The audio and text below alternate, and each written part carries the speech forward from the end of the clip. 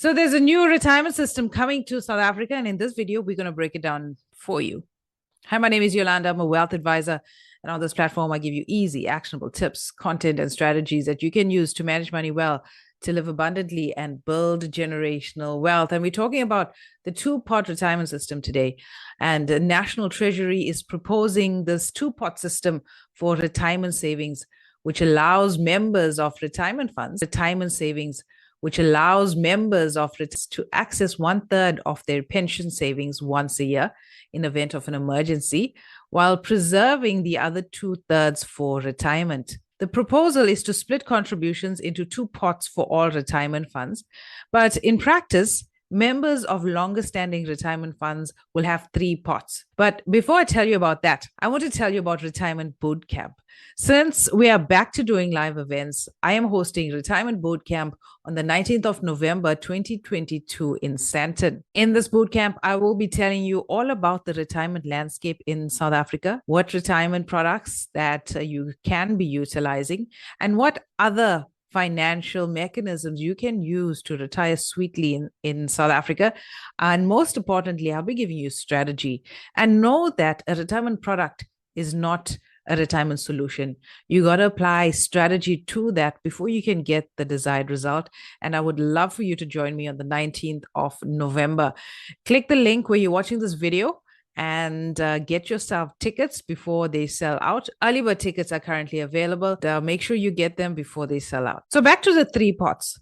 Firstly, there's the vested pots, where the amount accumulated before the implementation date. So all contributions and growth that are accumulated before the 1st of March 2023, this is the vested pot. And this will have to be valued at the date immediately prior to implementation of this two-part system. Then you're going to have the 1/3 accessible savings pot. And only one withdrawal from the savings pot can be made a year at a minimum of 2,000 rands. All or part of the amount accumulated in the savings pot up to the allowable withdrawal date each year can be taken out. And lastly, we're going to have the 2/3 retirement pot, which is subject to full preservation until retirement.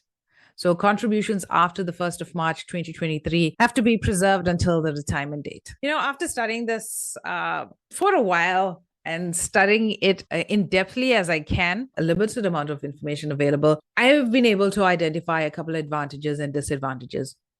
The first disadvantage of this is the taxes and paying tax on any amount that you withdraw.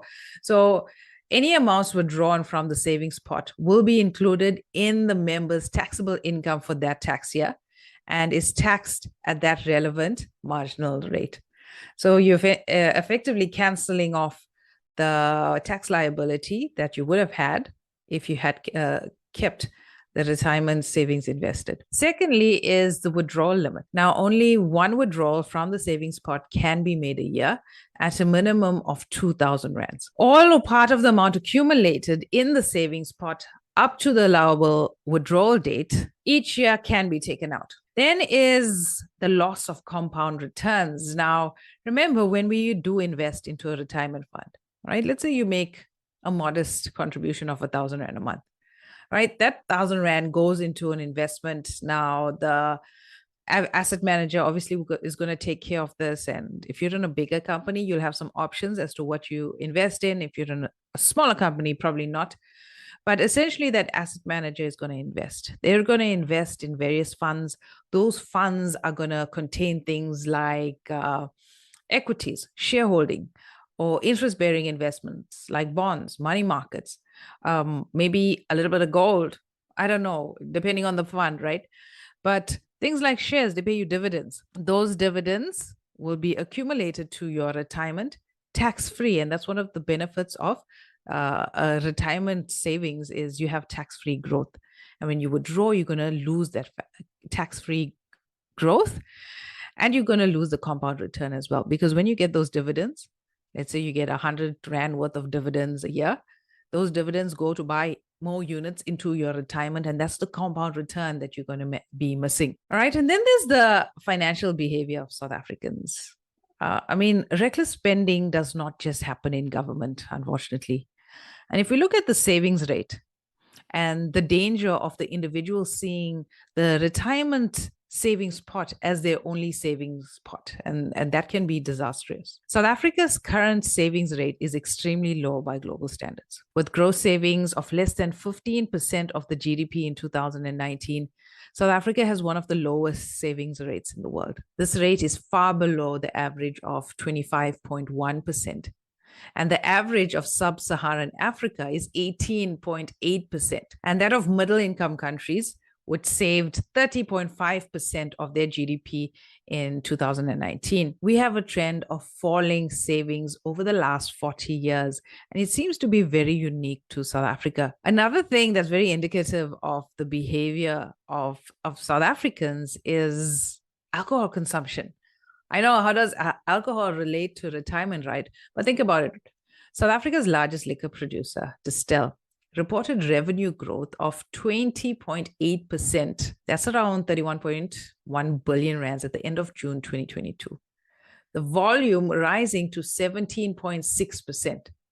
Right? So there's also been an increase in volumes of sales. So how is that happening if we are in an economic crunch and the public is supposedly studying? For me, it's an indication of mismanagement of money and not really prioritizing what's important to you. Because we have such a high poverty rate, so many, a good majority of South Africans are receiving grant, they're receiving social aid. The workers are struggling. How is it that alcohol and alcohol consumption is growing in the country? All right, so let me know in the comments how this piece of legislation is going to help you, if it will help you, or any ideas of how you're going to use this legislation going forward. That being said, I know I had a long list of disadvantages, but there are a couple of advantages as well. And one of the first advantages, and really the biggest advantages, and it can outweigh most of the disadvantages I spoke about, and that is freedom and liberty. You have the freedom to choose how to use your own money at whichever time period. However, freedom and liberty exists within boundaries. And in this context, you are going to have to create those boundaries for yourself. Funds shouldn't be used for Christmas or wedding shopping or buying consumer goods, but for real emergencies, life and death medical care, anything major to do with your primary residence if you fall behind. But the key is to apply financial literacy to your decision making. And you're here, and it's great. And I'm really excited for you. Watch a lot more of our content. Also engage with other South African content creators on finance as well to start improving how you understand South African financial systems. The second advantage is cash flow. And the thing with cash flow, and any kind of cash flow, not just a withdrawal from the savings portion of your retirement, is to always consider inflation and taxation into any income that you get. Understand how inflation affects this cash flow now and in the future. And also understand how tax affects your cash flow. Okay, so you got to understand how the withdrawal of savings compounded by inflation will erode future retirement cash flow. The loss of tax-free growth, all of that, you got to take that into your decision making before you withdraw. Any amounts withdrawn from the savings pot will be included in your taxable income for that tax year and taxed at your marginal tax rate. You know, when you see an amount like 2,000 Rand in the legislation, it really gives you an indication that low income earners are being targeted by this piece of legislation. And you know, that's fair, because that's where the need is the greatest. However, unfortunately, that also is the place where financial literacy is the lowest. And I really feel when or if this piece of legislation comes about, that financial education needs to be prioritized. And it's not just product training that's needed,